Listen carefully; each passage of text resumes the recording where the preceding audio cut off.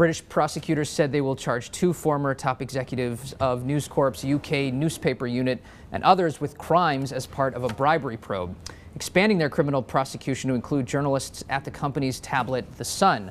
We now are joined by London Bureau Chief Bruce Orwell. Bruce, good morning. Hey. Before we get started, I should note for everyone, of course, that the Wall Street Journal is also owned by News Corp. Who is being charged here?